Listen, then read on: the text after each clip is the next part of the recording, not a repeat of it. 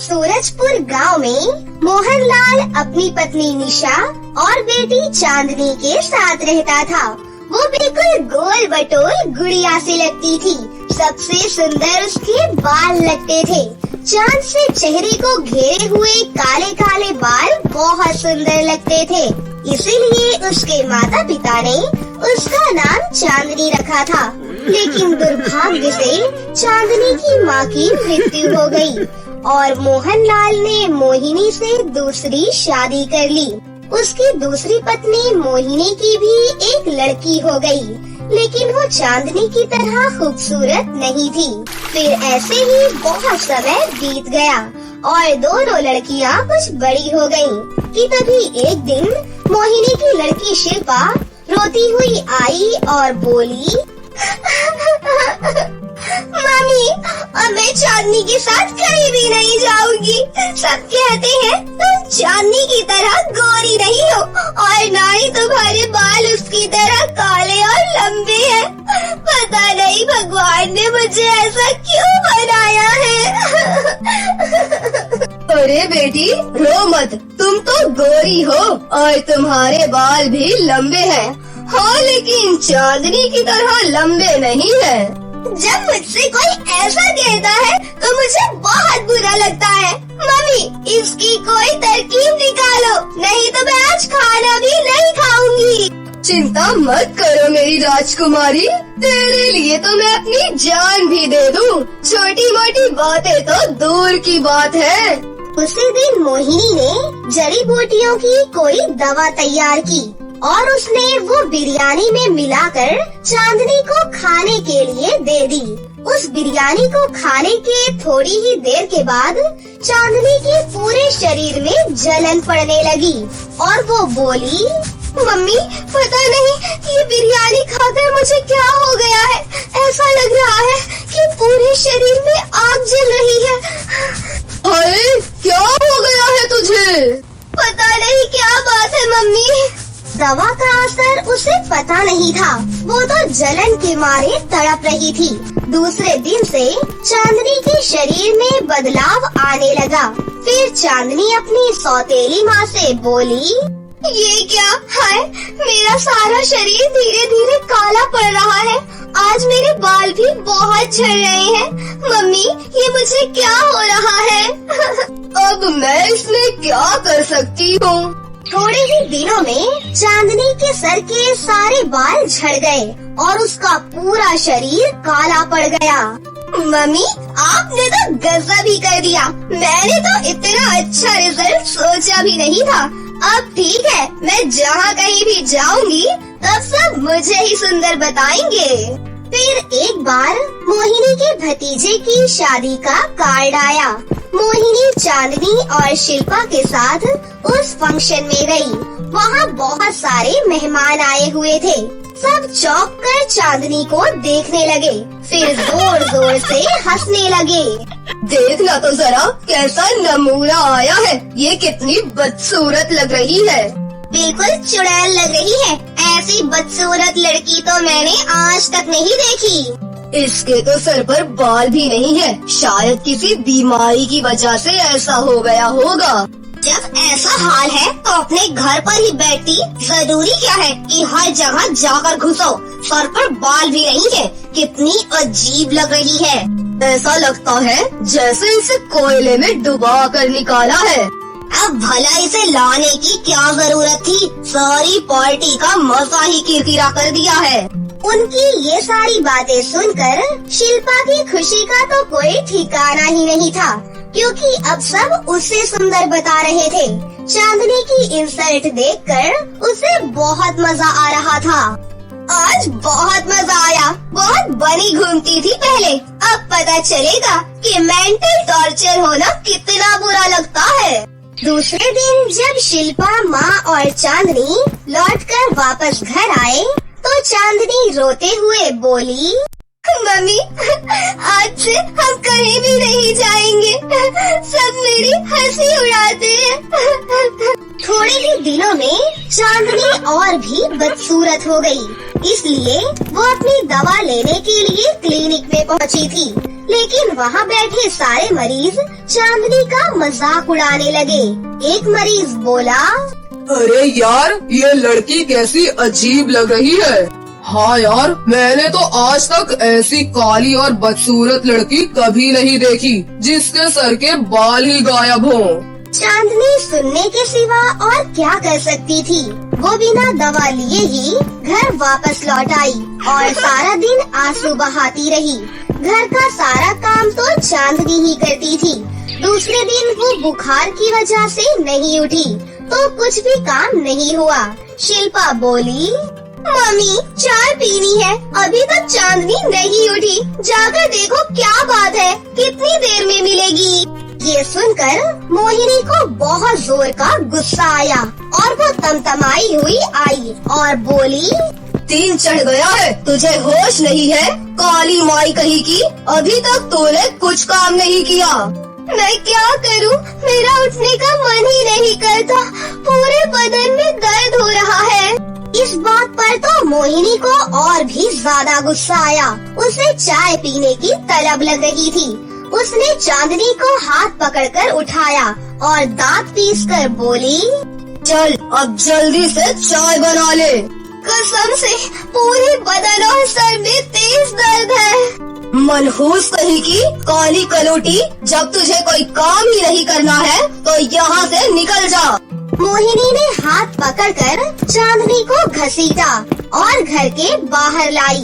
उसने चांदनी को धमकाया और कहा, आज के बाद हमारा तुम्हारा कोई रिश्ता नहीं है, समझी? चल निकल यहाँ से।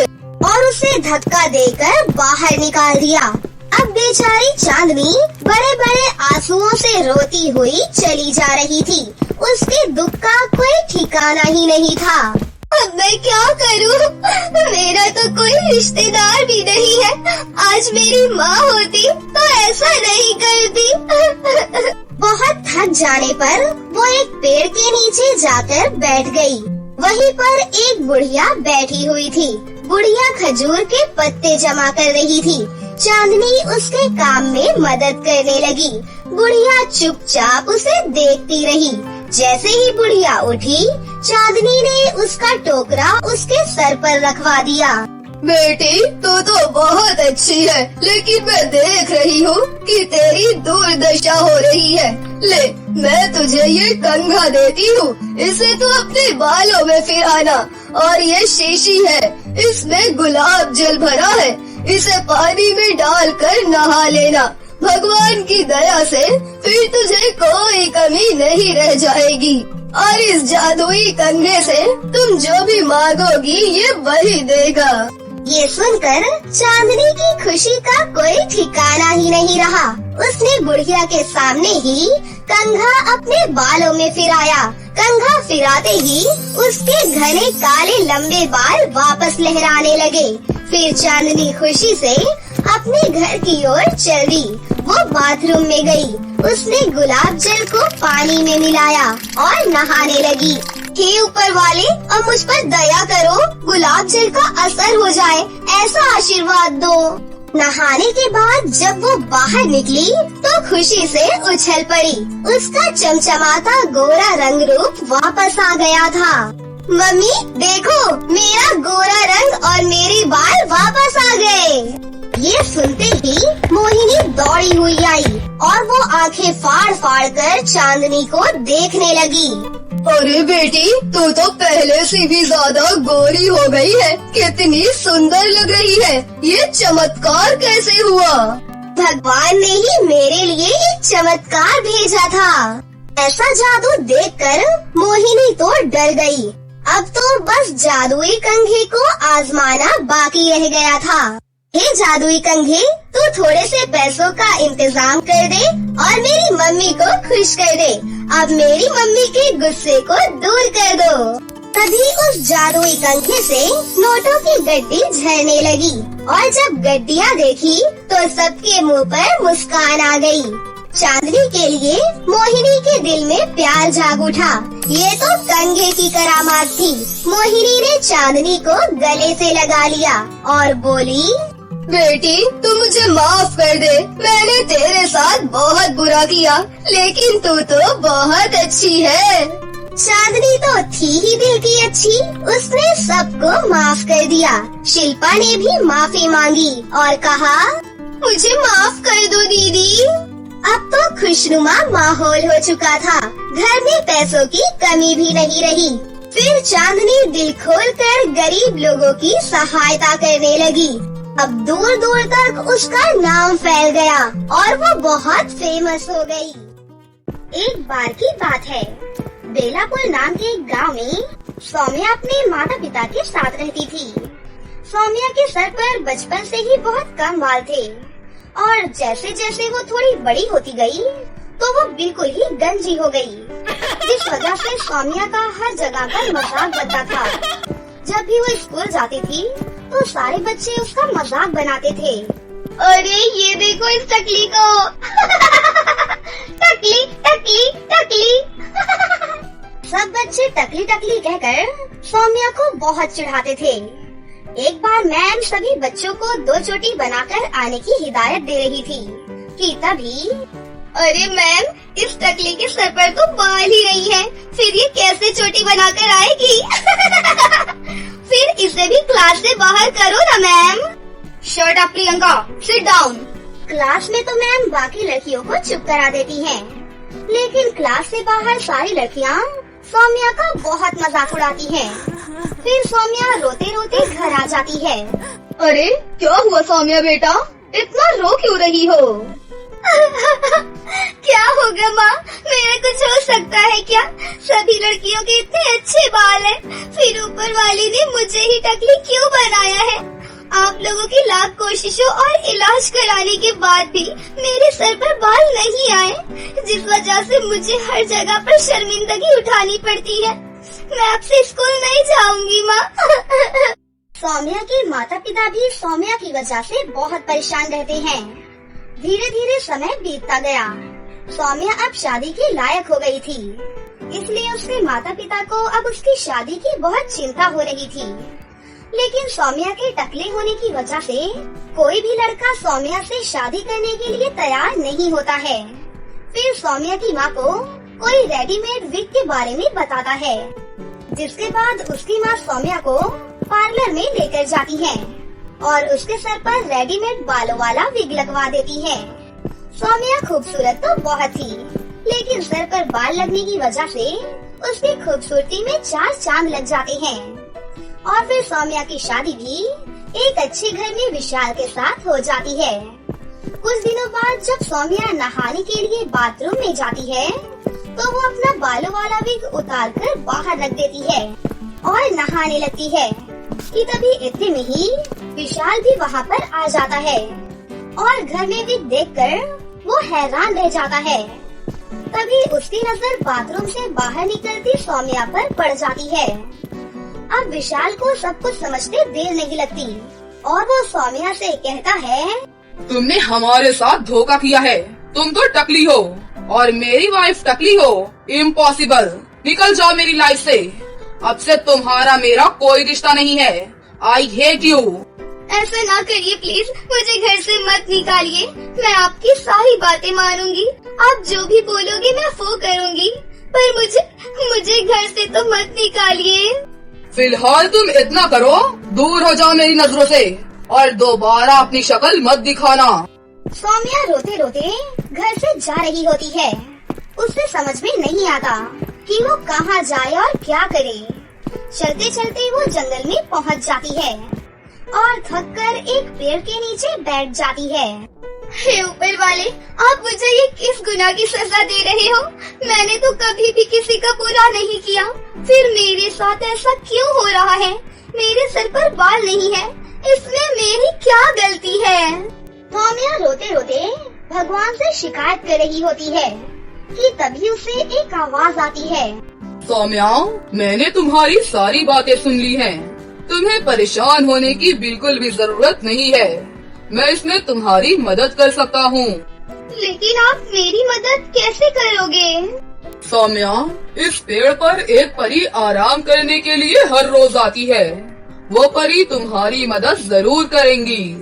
फिर थोड़ी देर इंतजार करने के बाद जैसे ही परी वहाँ पर आती है तो जल्दी से सौम्या परी को अपनी सारी प्रॉब्लम बता देती है। घबराओ नहीं, तुम समझ लो तुम्हारी समस्या खत्म हो गई।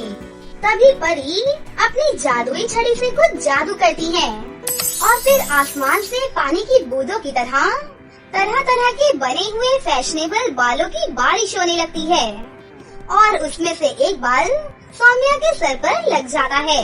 बाल लगने की वजह से सौम्या की खूबसूरती में 4 चांद लग जाते हैं और वो बहुत ही सुंदर दिखने लगती है। अरे वाह, मेरे सिर पर तो वाकई बाल आ गए। आपका बहुत बहुत धन्यवाद परी जी। जो काम आज तक बड़े बड़े डॉक्टर्स नहीं कर पाए वो आपने चुटकियों में कर दिया। थैंक यू सो मच परी जी। सौम्या परी का धन्यवाद करते हुए अपने घर वापस चली जाती है। सौम्या की माँ सौम्या के सर पर बाल देखकर बहुत ज्यादा खुश होती है।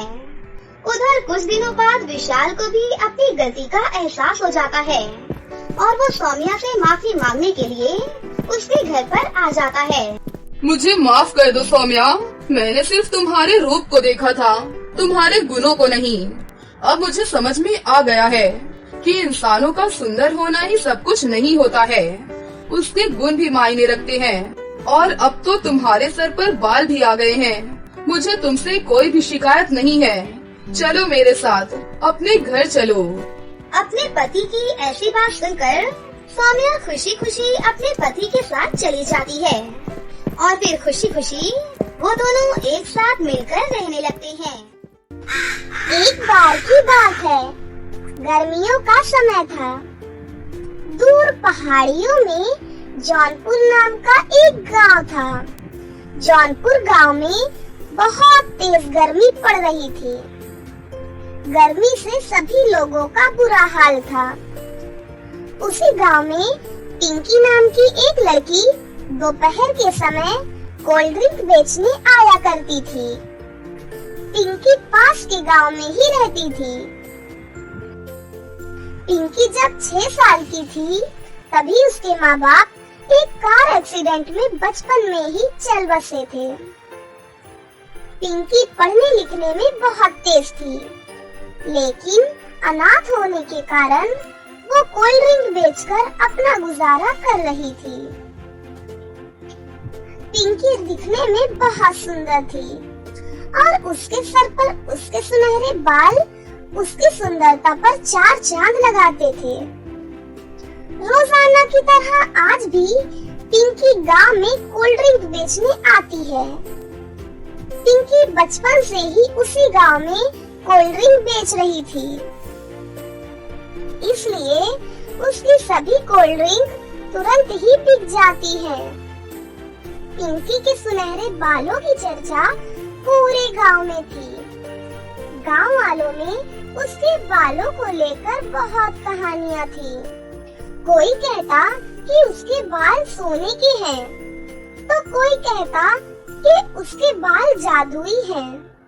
वो जादू से कुछ भी कर सकती है, परंतु पिंकी को इस बारे में कुछ नहीं पता था। एक साधारण लड़की की तरह ही वो अपना जीवन बिता रही थी। एक दिन कोल्ड ड्रिंक बेचकर वो घर जाती है तो वो अपनी माँ बाप की तस्वीर से बात करते हुए कहती है, माँ, पिताजी, गांव वाले मेरे बालों के बारे में बहुत अलग अलग बातें करते हैं। क्या ये सच में जादुई या सोने के बाल हैं? क्या सच में माँ किसी के बाल सोने के हो सकते हैं? वो अपने माँ पिताजी से बातें कर ही रही होती है कि अचानक उनकी फोटो में से आवाज आती है, हाँ बेटा, तुम्हारे बाल जादुई हैं। पिंकी आश्चर्य से इधर उधर देखती है कि आवाज कहाँ से आ रही है।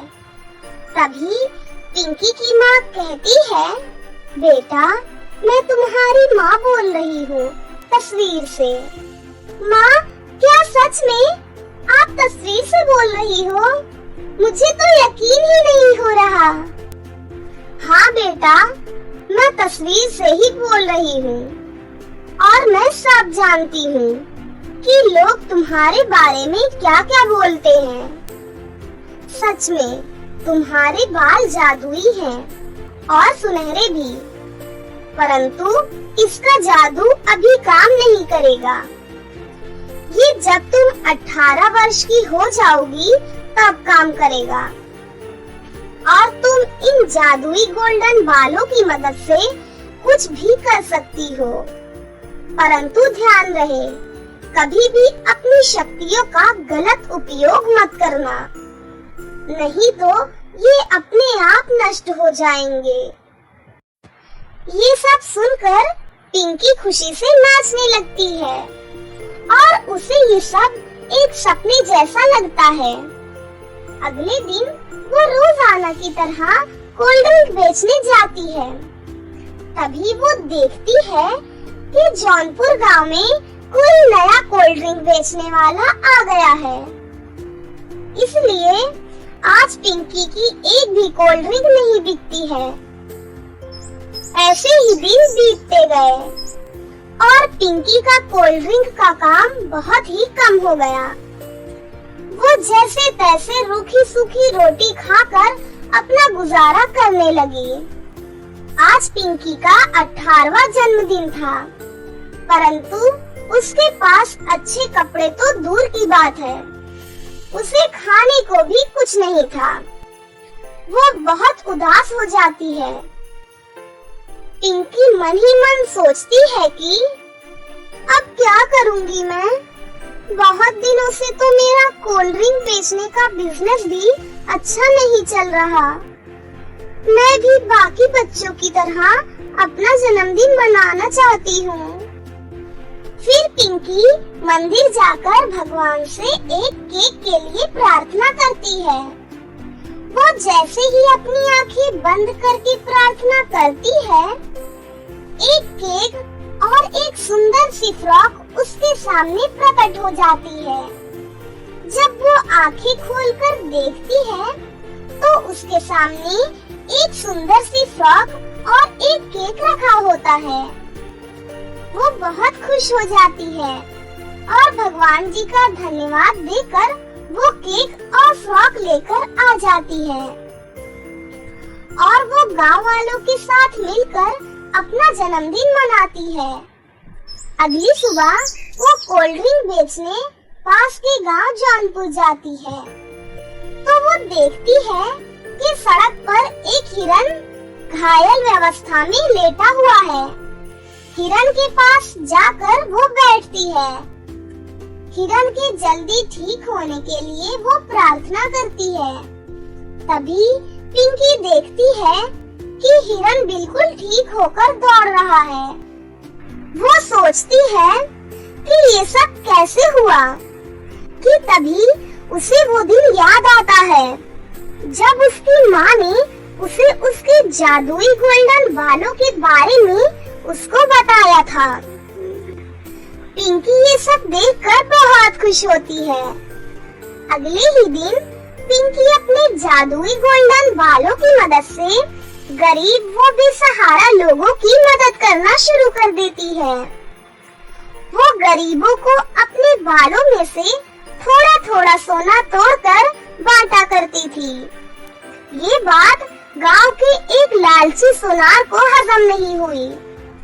वो पिंकी के जादुई गोल्डन बालों को चुराना चाहता था। वो मन ही मन सोचता है कि अगर ये जादुई सुनहरा बाल मुझे मिल जाए तो इन्हें बेचकर मेरी 7 पुश्तें घर बैठकर खाएंगी और मैं इस गांव का सबसे अमीर आदमी बन जाऊंगा। सुनार पिंकी का पीछा करते हुए उसके घर तक चला जाता है और वहीं छुपकर रात होने का इंतजार करता है। रात होते ही जब पिंकी सो जाती है, वो उसके कमरे में घुसकर पिंकी के सारे बाल काट लेता है। जैसे ही वो बाल काट कर अपने हाथों में लेता है कि तभी बाल सांप में बदल जाते हैं और वो सांप सुनार को डस लेता है और सुनार की वहीं पर मृत्यु हो जाती है। तो दोस्तों, इस कहानी से आपको क्या सीख मिली, हमें कमेंट करके जरूर बताएं। और अगर कहानी अच्छी लगी हो तो अपने दोस्तों के साथ भी शेयर करें। और हाँ दोस्तों, अगर आपने अब तक हमारे चैनल जियो छोटू टीवी को सब्सक्राइब नहीं किया है तो जल्दी से नीचे लाल बटन को दबाकर अभी सब्सक्राइब कर लें और साथ ही बेल आइकन को दबाना भी ना भूलें। तो मिलते हैं आपसे किसी नई कहानी के साथ, तब तक के लिए अपना ध्यान रखें। बाय बाय दोस्तों।